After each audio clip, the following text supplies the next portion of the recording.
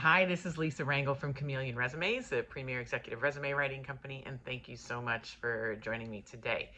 Today, we're going to talk about 2 executive interview tips that can really set you apart from your competition. The first tip, I kind of alluded to it in the title with the word competition. You need to assume you are up against A-level players just like you. This is a mistake that I see often amongst the executive set, is that they assume that they're interviewing in a vacuum on some level. They worry about putting their presentation together and what they want to put forth and how they want to be perceived and what they want to communicate to an interviewer. But they lose sight of the fact that they are up against other people who have made it to the levels that they have, and they are up against fellow A-level players. You cannot interview as an executive the same way you did when you were going into middle management or when you first started. When we were younger, we may not have had to do a lot more.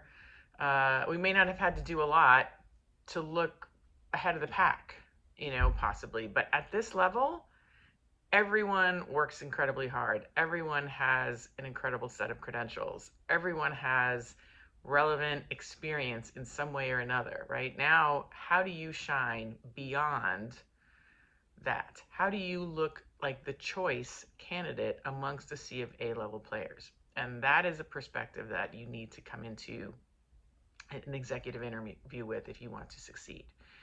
And then the second tip is assume that this is going to be, or assume the stance, I should say, that this is a meeting of equals, right? The interviewer and you are equals, as if it was 2 companies at a table discussing a merger or an acquisition.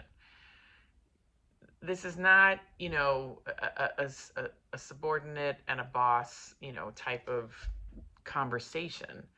This is a meeting of 2 equals to see if this merger, aka hiring you, makes sense for both them and you.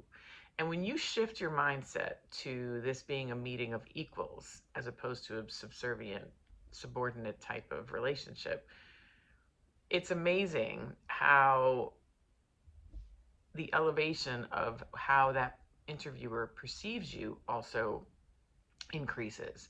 And that translates into higher compensation packages. It translates into um, arrangements that are more conducive to what you're looking for. Make no mistake, it also has to work for the company. But you have to, if you go into these meetings, these interviews, as if it was a meeting of equals, it sets you apart from a lot of other executive level candidates who have not assumed this stance.